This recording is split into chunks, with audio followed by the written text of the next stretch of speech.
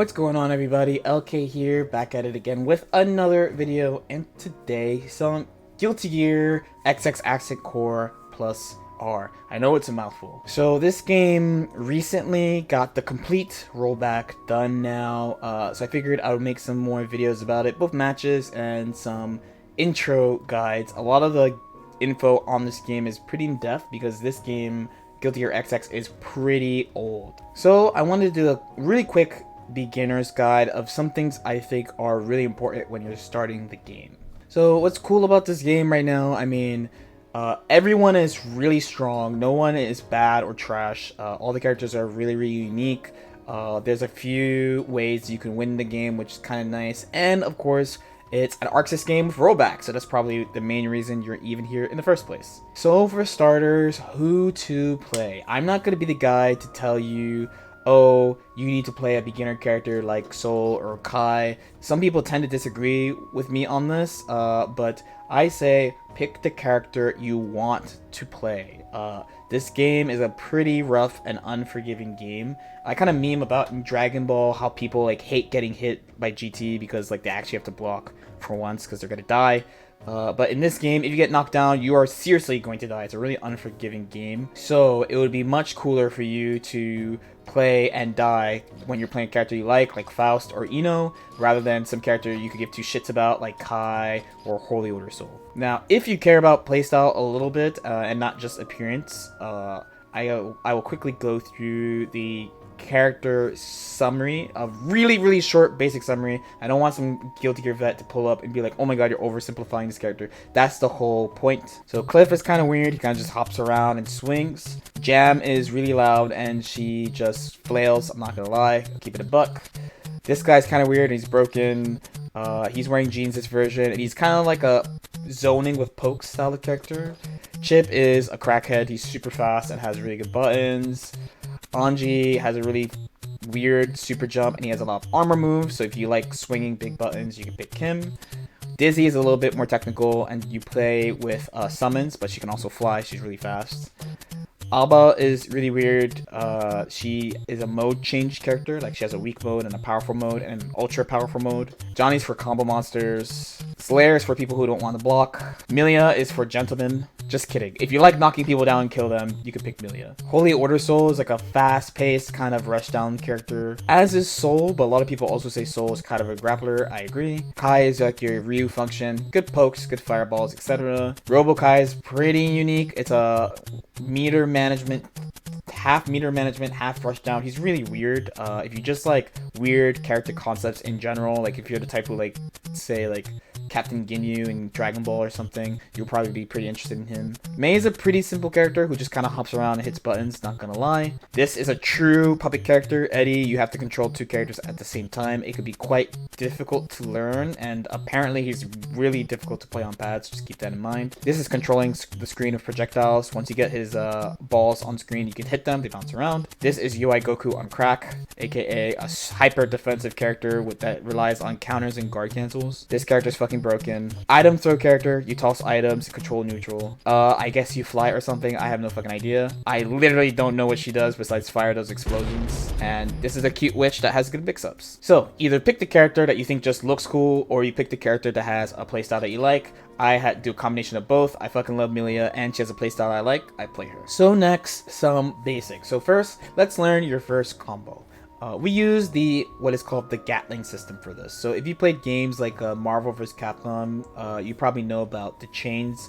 Dragon Ball also has this, going from light to medium. Guilty Gear has this as well, going from punch to kick to slash to heavy slash to dust. That's the Gatling. So your first combo could look something like that. A simple chain into a knockdown. It's a really good place to start. Basically, everyone has that. As time goes on, you will learn how to go quickly into knockdowns off random hits. Like, for example, the chain I just did with Milia, I wouldn't necessarily do in a real match. I'd probably do something a little bit quicker to go right into the knockdown. An important thing to remember about combos in Guilty Gear in general is that the core type of Guilty Gear character, I talk about the core type of Dragon Ball character quite a bit, the core type of Guilty Gear character can't usually get combos off far pokes.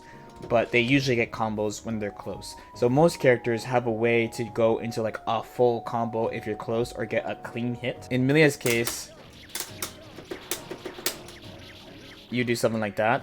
But when you're far away, you can't really get anything at all. Since the chains are different by character, learning what hits go into what for your character is a pretty important part of getting good at your character early. So, some defense basics. So just like every other 2D fighting game, you block by holding back. But in Guilty Gear, you have passive defensive options, as I like to call them. So passive defensive options are things you can do while you're blocking to basically defend yourself. And Guilty Gear has a really powerful passive defensive options. Now, of course, we're starting with the basics, so the most important one to learn outside of just getting used to blocking is to use the faultless defense. So you do this by holding 2 buttons while holding block. It is tied to meter. Your meter drains really quickly when you do this. Why? Because take a look at this. So this is the normal string again.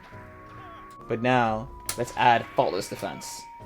Look how much farther away he is than before. If you use faultless defense, it's a really good way to get characters off you when you don't know what to do. Which leads me to another thing that's a really great habit to get into right when you're starting this game. So again, using this string as an example. So when I push him out here, you don't want to just jump out of the corner. So an opponent can chase your jump pretty easily. What you want to actually try to do is get in the habit of super jumping when you want to escape the corner, or pressure in general. It's much harder for characters to chase super jumps, and a lot of characters have a ton of air mobility as well. Milia is obviously an extreme, but usually characters similar to Dragon Ball fighters, they have an option that alters their air momentum somehow. So for example, Solo has something like this. A little bit more advanced, something we'll talk about later, but for the most part, characters quite often have tools like that. So for a basic offense thing, one thing we're going to learn about is the throw in the game. The throw in this game is a 1-frame throw. I actually think it's a little obnoxious that this game has 1-frame throws, but it's a really important part of the game. It's basically unseeable, incredibly fast. Now the issue is when you run, you have like this kind of stop animation. So if you want to get a fast throw, you kind of have to wait normally.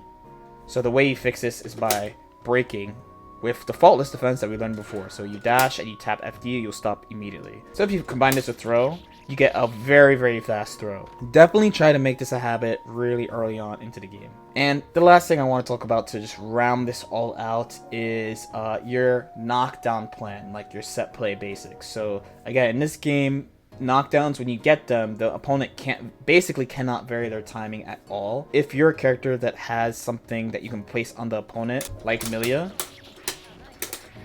it would definitely help to learn the basics of that move. If not,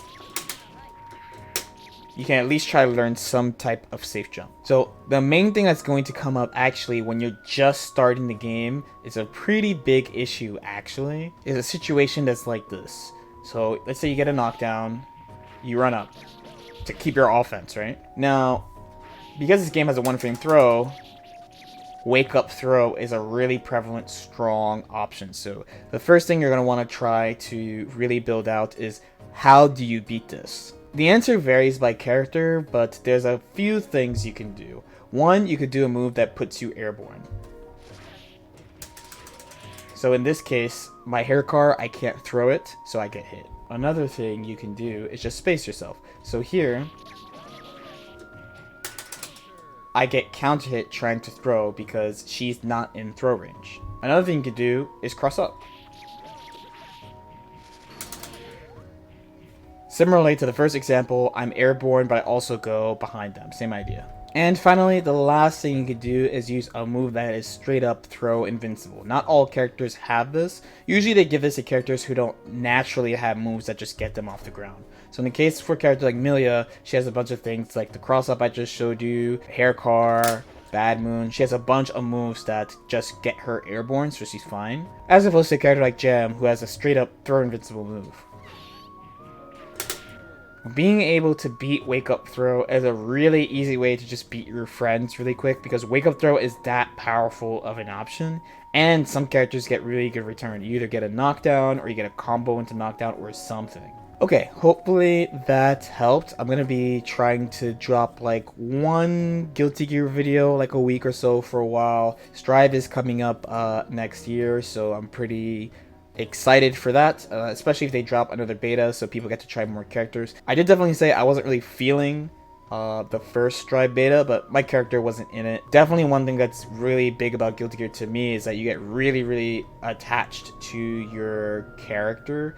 A lot of people, you know, this game is very explosive, pretty fast, and a lot of characters have really strong tools, almost to the point of you can call them like bullshit tools, quite frankly. But definitely one of the things that keeps you in is your attachment to your character. Your character is a project. You can't just switch around very easily. As usual, if you have any questions or comments, feel free to leave them in the comment section below. Like and subscribe if you feel like it. And I'll see you next time. Peace out.